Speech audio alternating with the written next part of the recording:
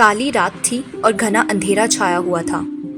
कायरा ना जाने किससे बचकर भाग रही थी। वो जंगल में इतनी तेजी से भाग रही थी मानो वो सांस लेने के लिए भी रुकी तो अपनी जान से हाथ धो बैठेगी। उसके सांस बुरी तरह से फूल गए थे और वो बहुत ज्यादा थक चुकी थी। भागते भागते कायरा किसी चीज से टकराई और नीचे गिर पड़ी। उसने जैसे ही डरकर पीछे देखा कोई उस पर हमला कर देता है। नहीं! Oh my God! फिर से ये डरावना सपना। कायरा डरावना सपना देख रही थी जिससे उसकी नींद खुल जाती है और वो उठकर पानी पीती है। तभी उसे लगता है जैसे उसके कमरे की खिड़की के बाहर कोई खड़ा है। कौन है वहां? वो घबराई सी कहती है। मैंने पूछा कौन है? वो हिम्मत करके खिड़की के करीब जाती है और कांपते हाथों से पर्दा हटाने लगती है। जैसे ही वो पर्दा हटाती है वहां पर कोई भी नहीं होता। ओह गॉड! ये सब क्या हो रहा है मेरे साथ? ये डरावने सपने, ये इल्यूजन्स।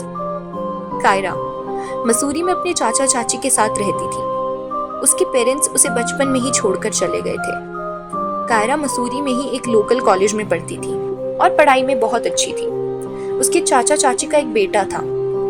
कायरा उससे बहुत प्यार करती थी और वो दोनों आपस में सब कुछ शेयर करते थे। वो भी उसी के कॉलेज में पढ़ता था मगर एक ईयर पीछे था। प्रशांत, तू तैयार है? लेट हो रहा है यार, मेरी क्लास है मॉर्निंग में, जल्दी चल। बस 2 मिनट में आया दी। अरे जल्दी कर यार, चलो चलो चलो। ओह शिट, मैं तो भूल ही गया था। अब क्या भूल गया तू? मैं भूल गया था कि गाड़ी तो खराब हो गई थी रात में। पता नहीं कैसे फ्यूल टैंक खराब हो गया। अरे यार अब क्या करूं, मैं तो लेट हो जाऊंगी। आप एक काम करो, आप ऑटो से चले जाओ आज, मैं गाड़ी ठीक करवा के कॉलेज आ जाऊंगा। ठीक है, मैं जाती हूँ। कायरा रोड पर किसी ऑटो के आने का इंतजार करने लगती है। तभी एक काली गाड़ी उसके सामने आकर रुकती है। गाड़ी का शीशा नीचे होता है और कायरा देखती है कि उसमें एक बहुत हैंडसम लड़का बैठा था। उसकी आंखें नीली थी। कायरा तो जैसे उसे देखती ही रह गई। लिफ्ट चाहिए आपको? नो थैंक्स, मैं चली जाऊंगी। कायरा को किसी अनजान से लिफ्ट लेना ठीक नहीं लग रहा था, मगर ना जाने क्यों से ऐसा महसूस हो रहा था जैसे वो उस लड़के को बहुत पहले से जानती है। मैंने सुना है आज ऑटो की स्ट्राइक है, क्या आप मैनेज कर लोगे? कायरा कुछ सोचती है और फिर गाड़ी में जाकर बैठ जाती है। थैंक यू, आई होप मेरी वजह से आपको कोई परेशानी नहीं होगी। मुझे कोई परेशानी नहीं है।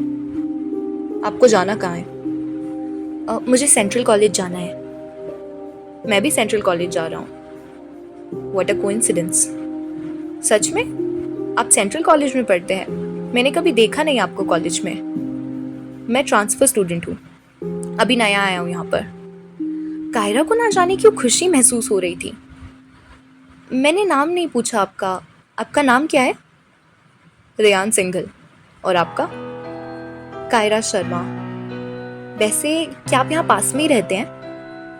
हाँ, जंगल में जो डेल साइड पर हवेली है मैं उसी में रहता हूँ। What?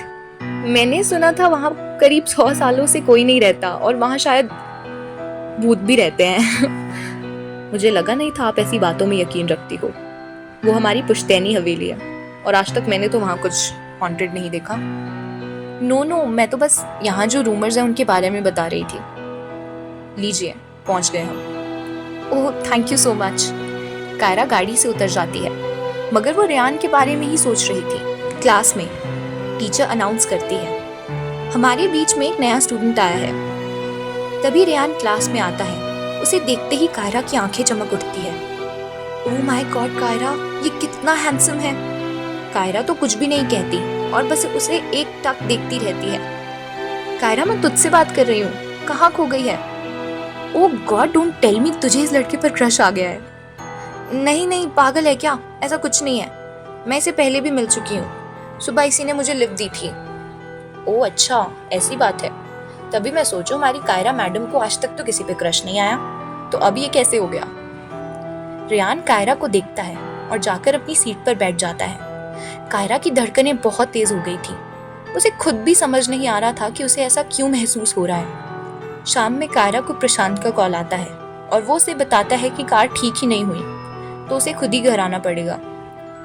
अरे सुबह तो रेयान ने बताया था कि आज ऑटो का स्ट्राइक है, अब मैं घर कैसे जाऊं? एक काम करती हूँ, कैब कर लेती हूँ। कायरा कैब करने वाली थी कि उसके सामने रेयान अपनी गाड़ी में आ जाता है। लिफ्ट चाहिए मैडम? कायरा उसे देखकर खुश हो जाती है। Definitely, thank you. और जाकर गाड़ी में बैठ जाती है। वैसे तुम पहले कहाँ रहते थे? शिमला में। और यहाँ आने की वजह? पापा का ट्रांसफर हुआ तो यहाँ आ गए। ओह अच्छा, तुम चाहो तो आज रात मेरे घर पर डिनर के लिए आ सकते हो। मेरा तुम्हें थैंक यू बोलने का एक ऑफिशियल तरीका ही समझ लो। आज नहीं आ सकता, कभी और सही। ठीक है, नो प्रॉब्लम। कायरा का घर आ जाता है और वो गाड़ी से उतर जाती है। वो घर आकर भी सारा टाइम सिर्फ रेयान के बारे में ही सोच रही होती है। क्या है तुम में ऐसा जो मैं चाह के भी खुद को तुम्हारे बारे में सोचने से नहीं रोक पा रही? रात में कायरा सोने चली जाती है तो उसे फिर से वही सपना आने लगता है और वो उठकर बैठ जाती है। और जैसे ही अपने कमरे की खिड़की के बाहर देखती है, वहां फिर से वो परछाई नजर आती है। क्या है कायरा के इन बुरे सपनों का राज, और क्यों रेयान उसे बहुत अपना सा लगता है? जानने के लिए सब्सक्राइब कीजिए टेल्स बाय वान। एंड मेरी दूसरी स्टोरी विशिष्ट लव को देखना मत भूलिएगा। Thank you.